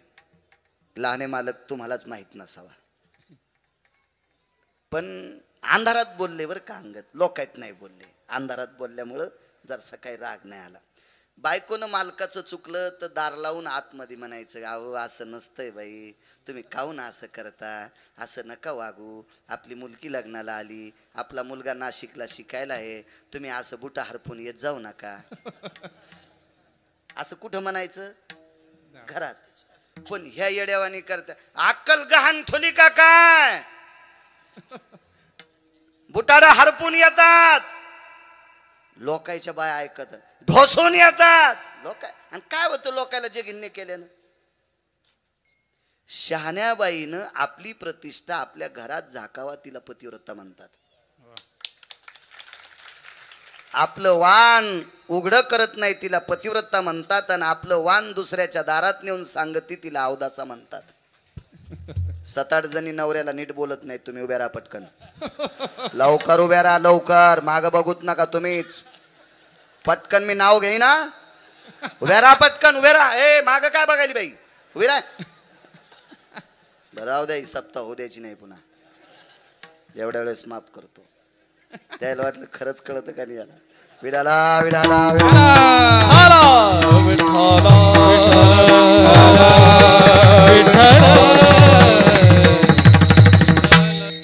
वा. अंगद म्हणले, प्रभू रावण किती माहित आहे हे मला चांगलं माहित आहे, एखाद्या वेळेस तुम्हालाच माहित नसेल. तर लखनलालजी म्हणले, मला म्हणतो का असं? पृथ्वी माझ्या डोक्यावर आहे. पृथ्वी कोणाच्या डोक्यावर होती? शेषाच्या. लक्ष्मण कोण होते? शेष होते. पृथ्वी माझ्या डोक्यावर आहे. इथं चिमटा घेतला बरं अंगदानं. मग पृथ्वी जर तुमच्या डोक्यावर आहे तर मग सीताई साहेब कुठे होत्या? लंका पृथ्वीच होती ना. मग पृथ्वी जर तुमच्या डोक्यावर आहे तर लंका अशोक वाटिका कुठे होती? पृथ्वीवर. मग पृथ्वी तुमच्या डोक्यावर असताना अशोक वाटिका पृथ्वीवर असून तुमची भाऊजाई कुठे आहे तुम्हाला पत्ता नव्हता आणि तरी तुम्ही आमच्या नाकात काड्या घालता. कोण म्हणाले? शेषाला वानर बोलायले. वानर वानर वानर बोलायले. वानर वानर. प्रभू रामचंद्रान मांडी दाबली. शांत बस ना. तुला किती वेळचं म्हणतो. काय शांत बसू म्हणे? जाऊ द्या बरं. सीताई साहेब कुठं होत्या नाही कळाल्या. पण लंका देणं इतकं सोपं आहे का? ऐकायला नाही मालक. ऐका ऐका. लंका तर घेतच नाही. पण तुम्ही लंका देणं चिल्लर गोष्ट आहे. चिल्लर. लंका घेणं माझ्यासाठी चिल्लर आहे. चिल्लर. आता लक्ष्मणजीला राग आला आणि म्हणले कशी काय रे लंका चिल्लर? ऐका म्हणे. लंकेचा राजा रावण, या रावणानं एके दिवशी माझ्या बाबाला एक शब्द चुकीचा वापरला होता. तो मात्र रामायणात आहे. तो बघा ना घरी गेल्यावर. खापक्या मोबाईल तुम्हाला भेताडासारखे. मला तरी तसा नाही. इचकान ते जरसा मोबाईल त्याच्यावर कळल रावण काय म्हणला होता अंगदाला तर वालीला. एक शब्द चुकीचा वालीच्या अंतःकरण तुटेल असा रावणानं शब्द वापरला. म्हणून वालीला राग आला आणि रावणाची भुरकुटी धरली डाव्या हातानं आणि डाव्या हातानं उजव्या हातात रावण बगलात दाबला. तर 4 समुद्राच्या आंघोळी होस तर रावण खाली पडलाच नाही. मोठ्या बैलाच्या काशीत एखादा गोचिडा असतो का तसा गोचडासारखा रावण वालीला वाटत होता. मग रावणापेक्षा वाली श्रेष्ठ का वालीपेक्षा रावण श्रेष्ठ? रावणापेक्षा 28 पटीनं वालीची ताकद मोठी होती. मी सांगत नाही. वैकुंठवासी माधव महाराज मगर म्हणायचे 28 पटीनं ताकद वालीची मोठी. बगलात घेतलं. अंगद हा प्रभू रामचंद्राकडे बघत नाही भरत बुवा. अंगद पाहत होता स्वामी लखनलालजीकडे. लहाने मालक, लंकेचा राजा रावण जर माझ्या बाबाच्या बगलात होता आणि माझ्या बाबाचा जर लंकेवर डोळा असता, दुसऱ्याच्या धनावर डोळा असता तर टमाट दाबल्यासारखा रावण बगलात चुरा केला असता. कोणी? वालीनं. मग लंका कोणाला भेटली असती? वालीला. माझे बाबा गेल्यावर कोणाला? लखनलालजी म्हणले तुला. मग ऐका, मी अशा बापाचा मुलगा आहे की जे दुसऱ्याच्या धनावर त्याचा डोळा नाही. मी अशा पित्याचा मुलगा आहे की ज्याचा दुसऱ्याच्या धनावर डोळा नाही. आणि भजन मालकाचं करावं आणि लंका स्वीकारावी. मी तो अंगद नाही. मी तो अंगद नाही. हा प्रसंग सांगत असताना निळोबरायचं अंतःकरण असं थरथर पुलकित होत होतं. आणि निळोबराय चारवाकाला आणि श्रुतीशास्त्राला सांगतात या संप्रदायामध्ये विटेवरच्या मालकाचं भजन करणारे लंकेला लाथ आणणारी माणसं अंगद आहेत. मला ती भक्त आवडतात. म्हणून पहिलं भक्त मना बेतयासी, भक्त मना बेतयासी, भक्त मना भेटयासी, भक्त मना भेटयासी, भक्त मना बेतयासी, भक्त मना बेतयासी, भक्त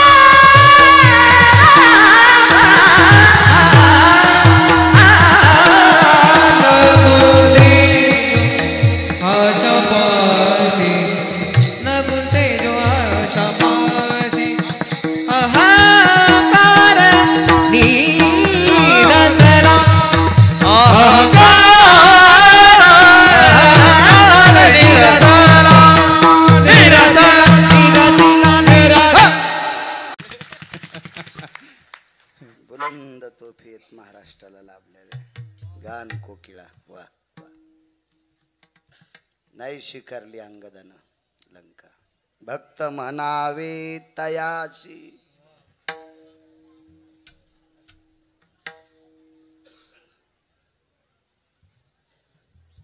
द्वादश सोडायला पंढरपुरातली मालकीण एका वारकऱ्याची तो होती.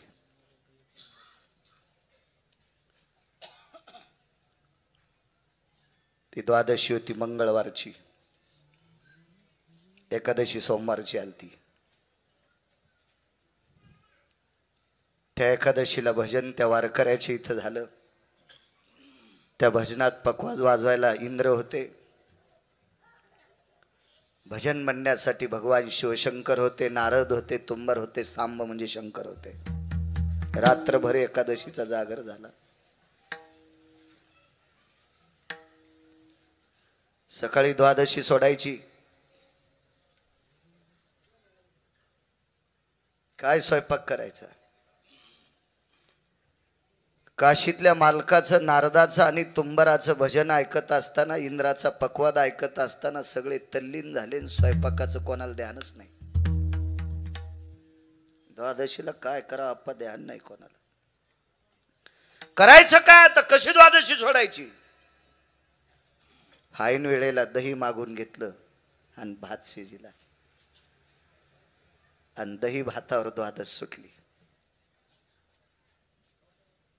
भगवान शिवशंकर जेवले, गिरिजा माता पार्वती आईसाहेब जेवल्या, ब्रह्मदेव जेवले, सावित्री आईसाहेब जेवल्या, इंद्र जेवले, शची जेवली, इंद्राची पत्नी शची, जयंत जेवले, जयंती जेवली, नारद जेवले, तुंबर जेवले. हे जेवताना बघायला पैठणचे मालक होते. हे सगळे लोक जेवत असताना पाहायला कोण होतं माहितीये? पैठणचे मालक होते.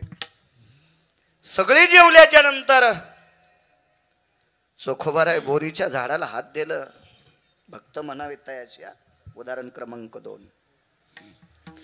दारात बोरीचं झाड होतं, त्या झाडाच्या बुंथ्याला हात दिला. धर्मपत्नी जवळ आल्या. नाव होतं सोयराबाई. धनी काय वाणी असेल हो. धनी धनी शब्द उच्चारला. धनी धनी. नवऱ्याला धनी म्हणणार बाई आहे का? तिने हातवरी करा, तिच्या चपलाची पूजा करतो मी. किती कीर्तनकार फोकल्यावर सुधरता तुम्ही. पहिली गोळी मला घाला. गुणाला किंमत आहे, देखाव्याला किंमत नाही. बाईनं मालकाला धनी हा शब्द म्हणत असताना जीभ वाकत नसेल, तुमच्या जिभेला वेल्डिंग झाली नाही, वाकू द्या, पण मालक म्हणी जा ना. जी स्त्री आपल्या मालकाला आदराचा शब्द टाकती, त्या स्त्रीला पंढरपुरातला मालक हृदयात ठेवतोय. सोपा परमार्थ आहे. सोपा सोपा सोपा. आपलं काखात कळसन गावाला वळसा.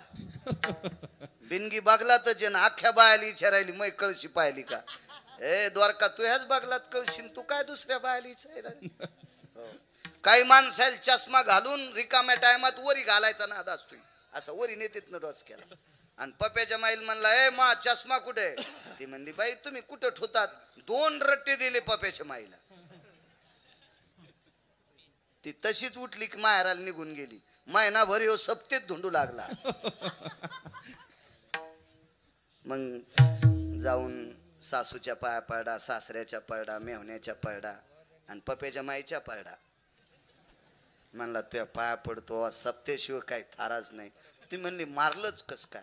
मा चष्मा विचारला. मग तुमच्या डोक्याला होता ना.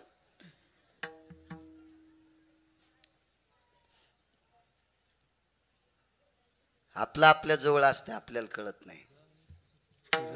तुझं पाशी इथं बसलेल्या तरुणांचा सर्वात मोठा देव आहे तुमचे मायबाप. मायबापाचं दर्शन घेणाऱ्यानं भारतातल्या कोण्याच महाराजाच्या नाही पाया पडत तरी चालतंय. पण मायबापाचं दर्शन न घेता महाराजाच्या थैल्या वागित असेल तर तो भाडवा आहे. विठाला विठाला विठाला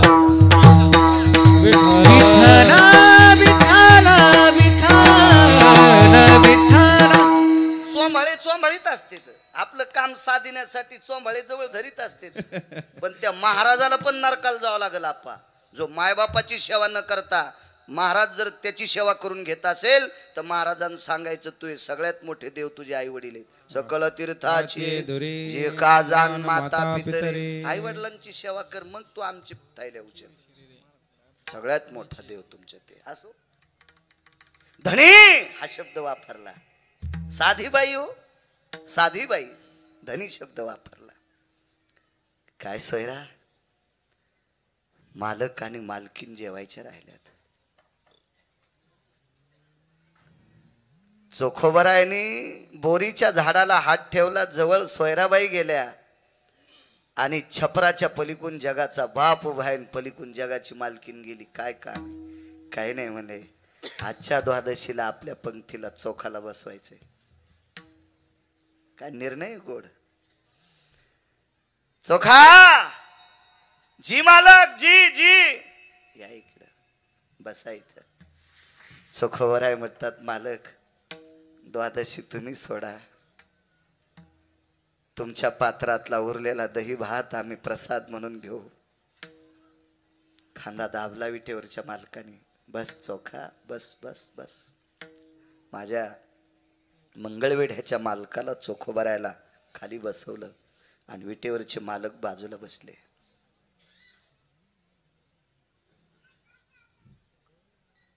मालकीन हुशार आहेत विटेवरच्या. मालकिनीच्या लक्षात आलं चोखोबरायला एका मांडीला घेतलंय आणि आपले मालक दुसऱ्या मांडीला सोयराला घेतेन. आपलं असत ढोलक वाजन आपलं पुण्य कमी पडेल म्हणून तात्काळ सोयराबाईचा हात धरला आणि विटेवरच्या मालकिनीनं सोयराबाईला आपल्या मांडीच्या बाजूला घेतलं. देव भक्ताच्या सानिध्यात देवाला लय आवडत. आणि मग देवानं आवाज दिला. ए कर्ममेळा ए कर्ममेळा. जी मायबाप. मायबाप शब्द त्या काळात मायबाप हा शब्द चोखोबरायचा होता. जी मायबाप हा रानोबा नावाच्या वारकऱ्यांनी प्रसिद्ध केलेला शब्द. रानोबा हे कर्ममेळ्याचे आजोबा होते. कर्ममेळा जी मायबाप इकडे या. चोखोबरायला आरोतुर आणि चोखोबरायच्या मुलाला विटेवरचे मालक आव जावं. या कर्ममेळा या इकडे या या या या या. कारण सांगतो रानोबा कळाल्यावर भजन करीत होते. चोखोबरायला बापाची परंपरा म्हणून भजन करता आलं पण चोखोबरायला झालेला मुलगा झाल्या झाल्याच भजन करीत होता. उपजत कर्म मेळा वाचे विठ्ठल सावळा वाचे विठ्ठल सावळा वाचे विठ्ठल सावळा.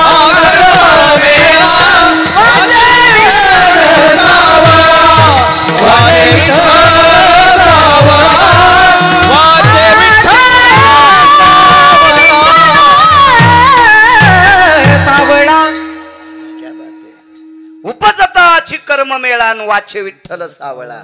जन्माला आल्याबरोबर विटेवरच्या मालकाचं नाव जीवेवर. कुठं बसलं जेवताना माहितीये कर्म मेळा मांडीवरी. मालकांचा पुरावा आहे आप्पा.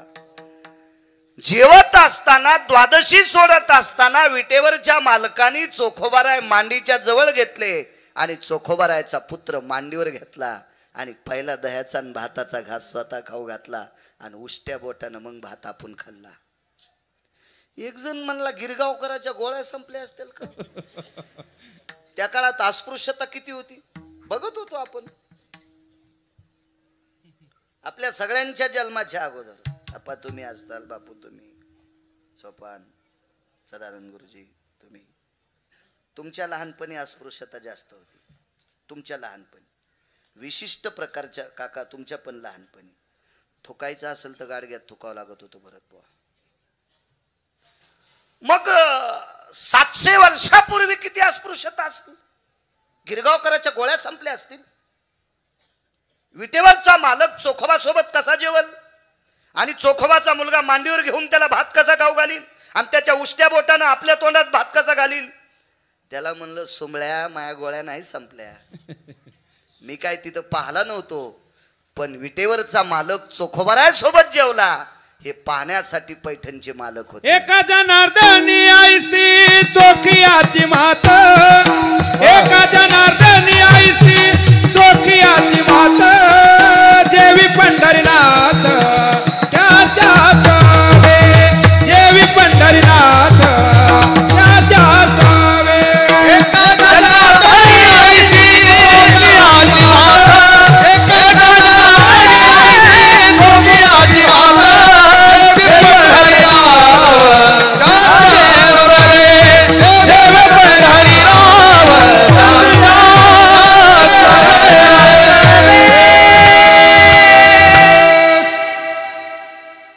गिरगावकर म्हणे नाही, एका जनार्दनी आयसे चोखियाची मात, जेवे पंढरीनाथ त्याचे घरी किंवा त्याचे सवे. मालक जेवले, पैठणचे मालक सांगतात.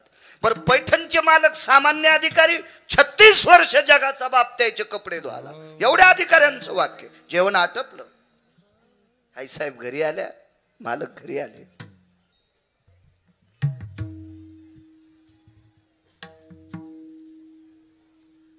चोखोबाराच्या गळ्याला बिटी मारली,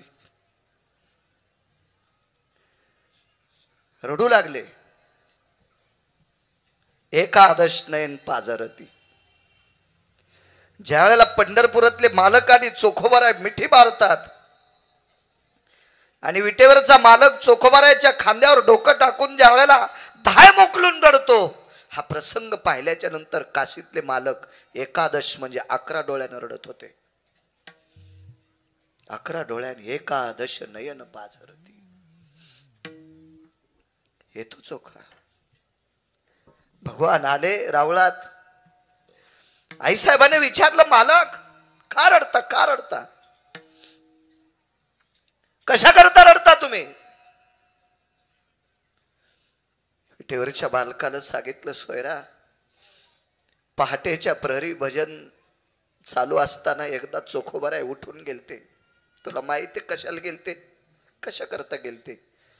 एका श्रीमंताची गाय मृत्यू पावली होती आणि ती मेलेली गाय उजडायच्या आत त्याच्या दारातून लांब वढून नेऊन टाकायची होती.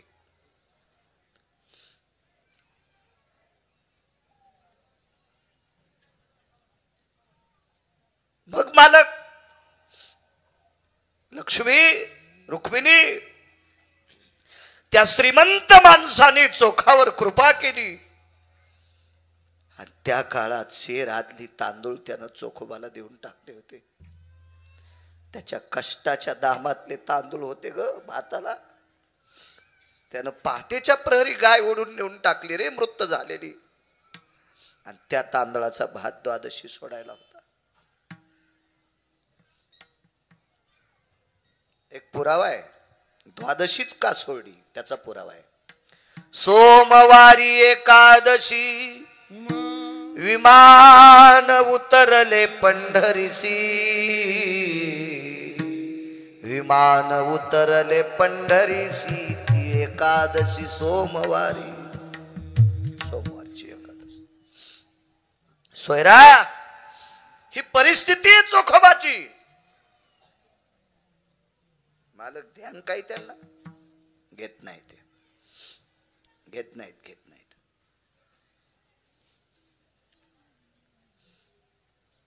ह्या लोकांच्या तळपायाला चिटकलेल्या मातीची पण बरोबरी करू शकत नाहीत आपण.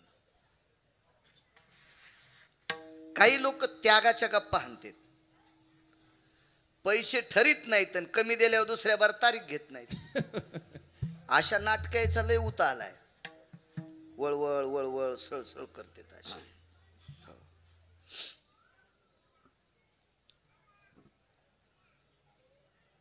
ते चोखोबार आहे. आई साहेबांना सांगितलं, मालक मी चोखोबाला श्रीमंत करू का? पेटेवरचे मालक म्हणले, शांत बस, शब्द वापस घे. मला नाही करता आलं, तू कोण करणार? ऐका म्हणे मालक, मी करते श्रीमंत, भक्त म्हणावे तयासी. एवढाच पुरावा ऐकायचा, आपला वेळही संपतोय. आई साहेबांनी देवाचं न ऐकता गरुडाला सोबत घेतलं.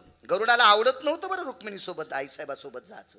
कारण गरुडाला माहित होतं मालक जे सांगते ते खरं. देव चतुर किंवा चतुरातो शिरोमणी, गुण लावण्याची खाणी, मुकुट सकळा मनी, धन्य तुझी विठोबा. जाणून अंतर्वर्त तसे त्याला कळतंय ना, हा घेत नाही. विवेक आहे, विवेकाचं टोक आहे. अहो माणसं म्हणते तो माझ्यासारखा चालू कोणीच नाही. मग तू यासारख्या चालूला जन्माला घातलं तो किती चालू असेल याचा तर विचार करावा ना.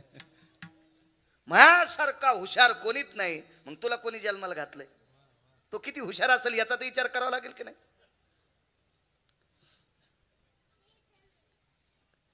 आईसाहेब ऐकल्या नाही. 9 वेळेस लक्ष्मी आईसाहेब विरोधात गेल्या देवाच्या. 9 वेळेस. भारतात अशा 27 स्त्रिया आहेत, एकदा बी नवऱ्याच्या विरोधात नाही. त्याच्यापैकी एक रावणाची बायको, रावणाची पत्नी, विरोध सांगू नवऱ्याच्या विरोधात. त्या बाईचा पोटचा मुलगा मृत्यू पावला, त्याचे तुकडे झाले 3, भुजा पडली दारात, डोकं पडलं प्रभू रामचंद्राच्या पक्षात, हे शरीर पडलं युद्धभूमीत. आणि डोका आणण्यासाठी मंदोदरीनं नवऱ्याला विचारलं, मालक मी जाऊ का डोका आणायला प्रभू रामचंद्राच्या पक्षात. जाऊ नकोस. नाही गेली. आताची बाई असती तर काय म्हणली असती, मेल्या तू अक्कल गाण ठुली का रे, मग पोटचा गोळा मेलाय रे, त्याचं डोकं आणायला चालले रे. हे तर लय साधा शब्द वापरलाय, लय पलीकडे बोलली असती हल्लीची बाई. नाही गेली बाई, नाही गेली बाई. आईसाहेब 9 वेळेस चुकीचं केलं. एकदा सांगू तुम्हाला, राधाईस राणी ज्या वेळेला मांडीवर बसल्या प्रभू रामचंद्र आपलं विटेवरच्या मालकानं राधा राणीला मांडीवर बसलो, त्यावेळेला आईसाहेबाला राग आला, खालीवरी बोलल्या आणि दिंडीरवनात खाली आल्या. 9 पैकी 2 प्रकार सांगितले, बाकीचे घरी गेल्यावर पाहन तुम्ही गुत्त थोडं घेतलंय. बघ जा त्याचं कारण सांगू का ठेवायचंय.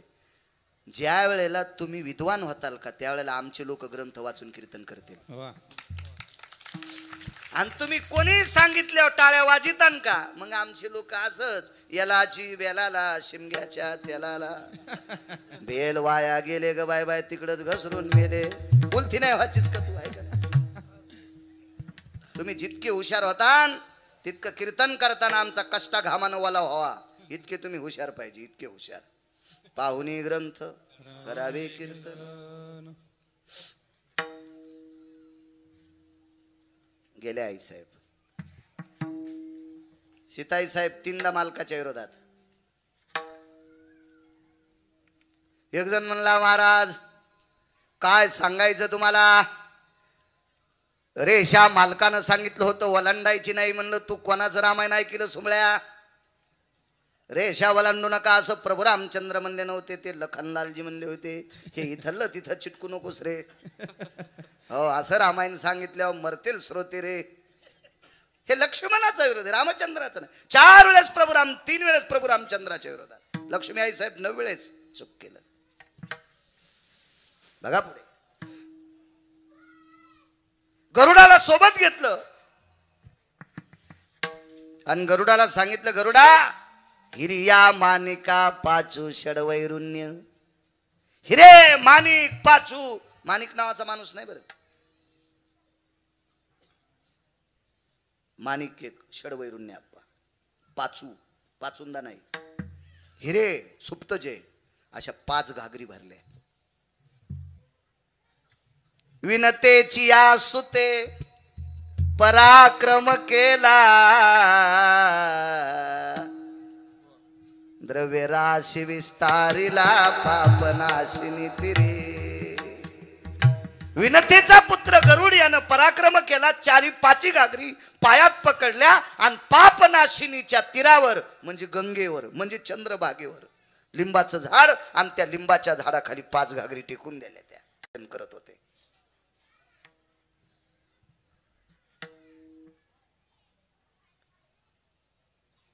चोखोबाराय अंत्यविधी करून आले.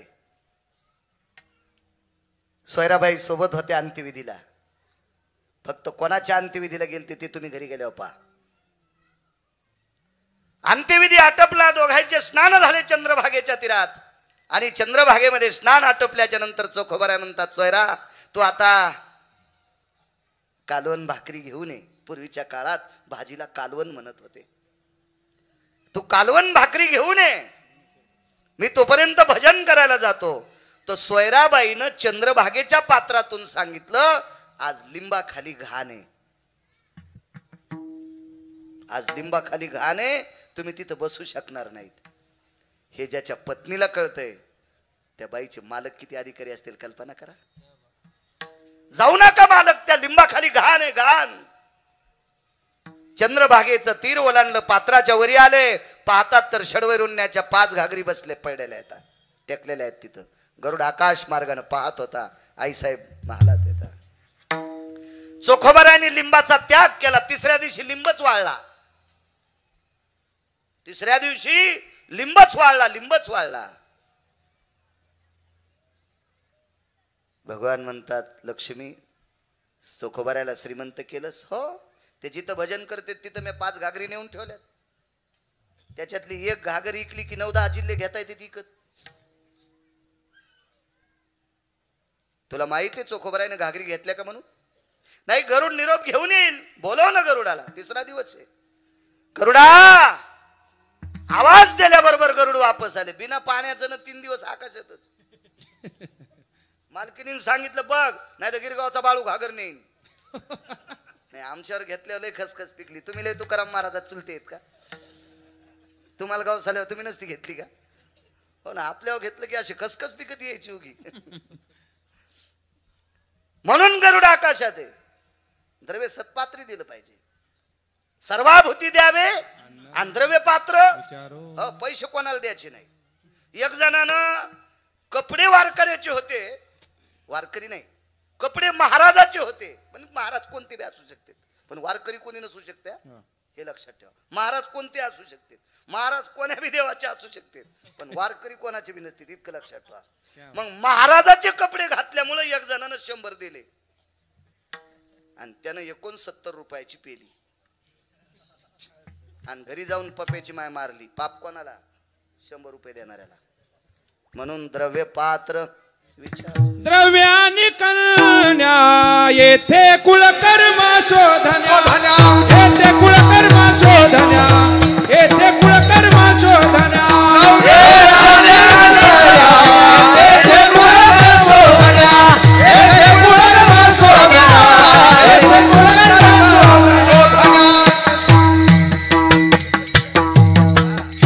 कोणालाही पैसे द्यायचे नाही, कन्या कोणाही नालायकाला द्यायची नाही.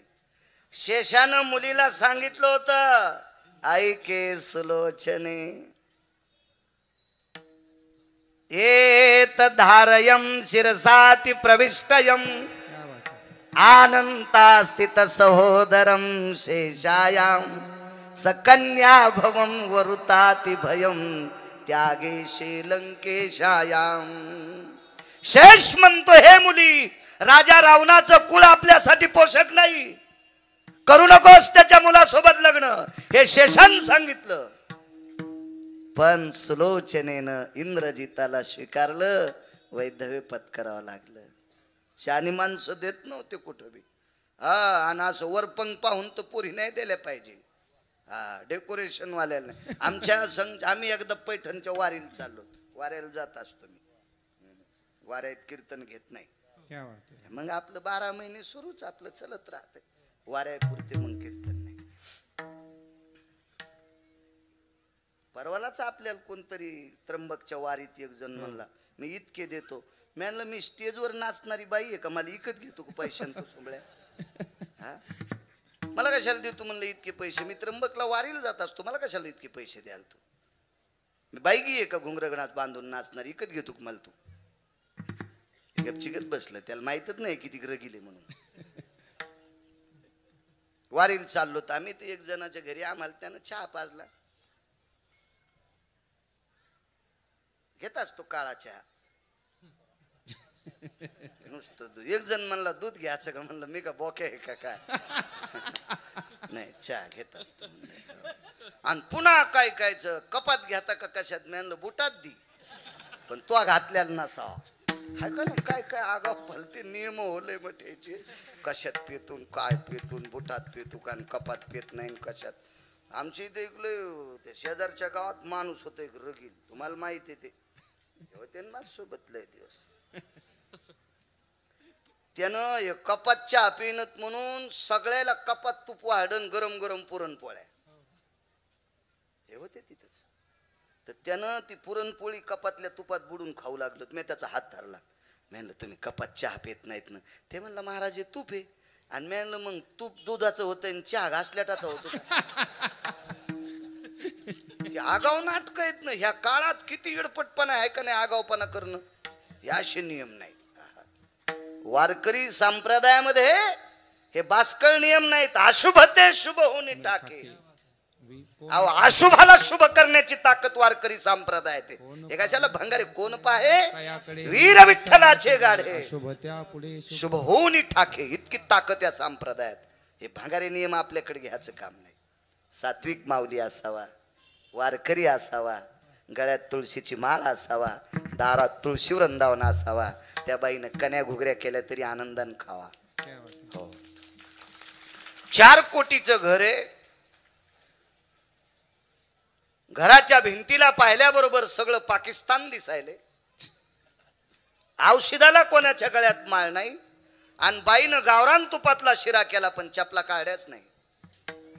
ती म्हणली महाराज आमच्या घरात किचन मध्ये वापरायची सुद्धा चप्पल आहे. 3,500 आणलेली मालकानं. म्हणलं बाई अशी एखादी चप्पल आहे का महाराज घरी आल्यावर हाणायची. काय करायचंय डेकोरेशन नालायकपणा. काय नाही काय नाही. असो काय सांगू लागलो. लक्ष्मणानं सांगितलं मुलीला हा द्रव्य पात्र पाहून द्यायचं. कन्या कुळ पाहून द्यायची. मालकाचा पुरावा आहे. लक्षात घेतलं गरुडानं कोणी एखादा भंगिऱ्या घेऊन जाईल. 3 दिवस गरुडा आकाशात उपाशीच.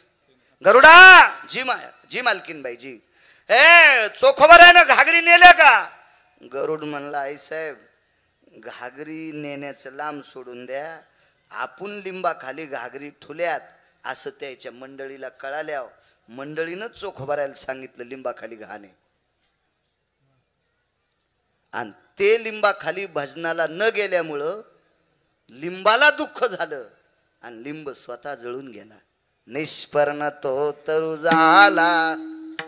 त्याला पानच राहिलं नाही त्या लिंबाला. त्यावेळेला भगवान लक्ष्मी आई साहेबाला घेऊन त्या लिंबाखाली गेले. चोखा लिंब म्हणून प्रसिद्ध होता. आणि लिंबाच्या झाडात लक्ष्मीचं अधिष्ठान आहे. पिंपळाच्या झाडात विष्णूचं अधिष्ठान आहे. पिंपळ आणि लिंब एकत्रित उगला की लक्ष्मी विष्णू म्हणायचं असं पुराण सांगते. पुराण शास्त्र आहे त्याच्या पाठीमाग. भगवान आई साहेबाला घेऊन गेले तर लिंबाला यथा विचारली. लिंब रडू लागला. गरुड बाजूला उभे होते. लिंबानं धाय मोकलून रडायला सुरुवात केली आणि देवाला सांगितलं प्रभू सगळं माझं आई साहेबानं गरुडानं नासून टाकलं. सगळं माझं आई साहेबानं आणि गरुडानं नासून टाकलं. स्वर्गातलं अमृत शुद्ध करणारा वारकरी, स्वर्गातला अमृत शुद्ध करणारा वारकरी माझ्या सावलीला बसून भजन करीत होता. या दोघांनी इथं घाण ठुली. तेव्हापासून चोखोबराने माझा त्याग केला म्हणून मला जगायचंच नाही. मग चोखोबाराय ज्या लिंबाखाली बसतात तो लिंब जर इतकं त्यागाचं प्रतीक आहे तर चोखोबाराय किती त्यागी असतील. गुरं वरून पोट भरणारा माणूस, रस्ते झाडून पोट भरणारा माणूस, पण नाहीच दुसऱ्याची संपत्ती स्वीकारली म्हणून मालक पहिल्या कडव्यात म्हणतात भक्त मनावे तयासी. भक्त मनावे तयासी. भक्त मनावे तयासी.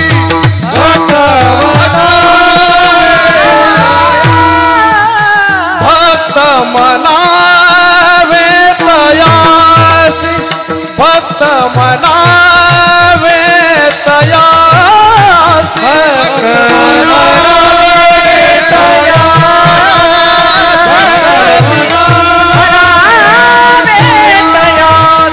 लगुते जो आशा पासी.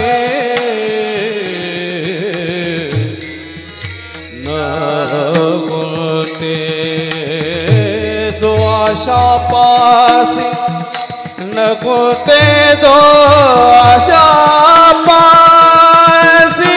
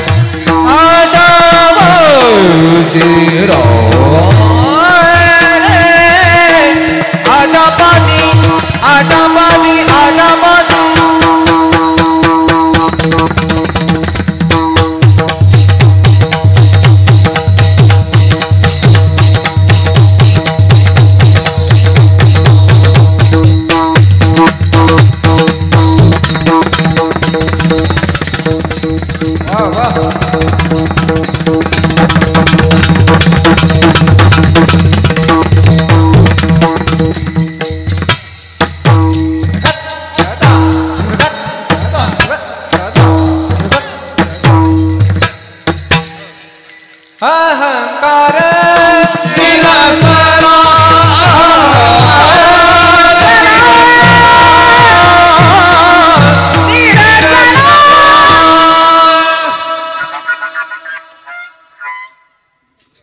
देवानं हिरे माणिक दिले असतील काय नवल नाही जगताप काका आपा 124 यज्ञ केले अमृत शुद्ध नव्हतं झालं 124 आता यज्ञ अष्टमीला करता ना तुम्ही यज्ञाची सांगता कशाने असती सांगता येईल का यज्ञाची सांगता पूर्णावतीन नाही वा वा वा विडाला विडाला विडाला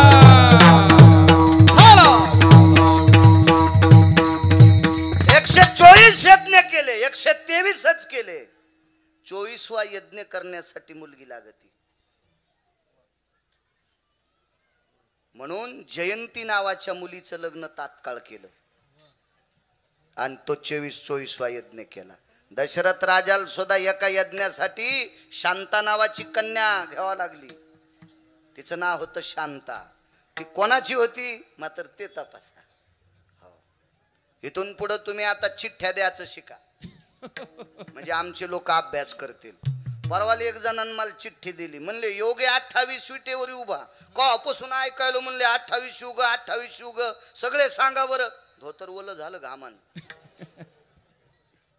हो ते म्हणला 5 तर मलाच माहिती आहेत सत्ययुग त्रेतायुग क्रतायुग द्वापारयुग कलियुग 5 मला माहिती आहेत तुम्ही सांगा म्हणलं तांबद युग पुढचं सांगा म्हणलं टाइम संपला ना रे 9 वाजून गेले मग पुन्हा सांगू है का नाही असे जर लोक झाले तर आमच्या लोकांना अभ्यास करावा लागेल आणि इथं हुशार झालेत लोकांना आता ग्रंथ विकत घ्यायचं काम नाही मोबाईल मध्ये सगळं पाहू शकतात लोक हुशार झाले लोक वेळ संपला राजे 124 यज्ञ केल्याच्या नंतर अमृत शुद्ध होत नव्हतं 2च मिनिटात रामकृष्ण नामाच्या ताकदीत अमृत शुद्ध केलं काय दिलं नसतं इंद्रानं नाही स्वीकारलं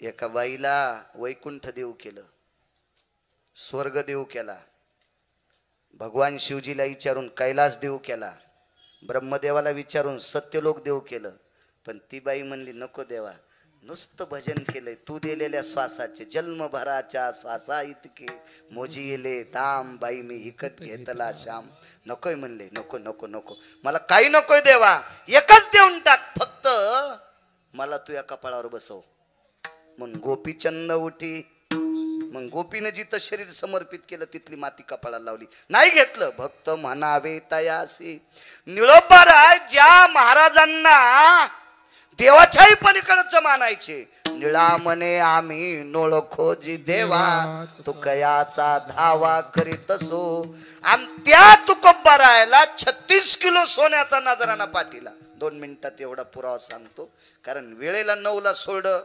पहिल्यासारखा राहिलाच नाही बाळ्या आता काठाव कीर्तन सोडायला दोन्ही कुण बोलत येत ना माणसं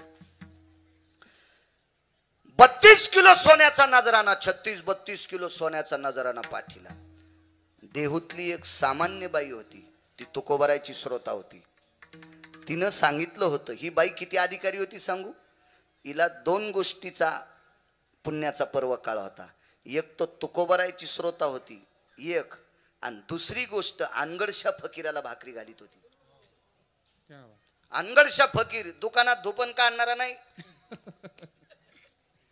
अनगडशा फकीर ज्या फकीराने तुकोबारायच्या कीर्तनातल्या घोंगडीची घडी करायची इतका अधिकारी फकीर होता सिद्ध फकीर होता तो फकीर त्या फकीराने चिमटा वाजल्याच्या नंतर पाऊस पडत होता लाई लाई लाई ला लाई लाई लाई ला लाई लाई लाई ला लाई लाई लाई ला लाई लाई लाई ला लाई लाई लाई ला चिमटा वाजित होतो आणि पाऊस पाडित होतो चिमटा वाजून पाऊस फक्त 8च लोकांनी पाडला त्याच्यापैकी तुकोबारायच्या काळात अनगडशा फकीर आणि 1952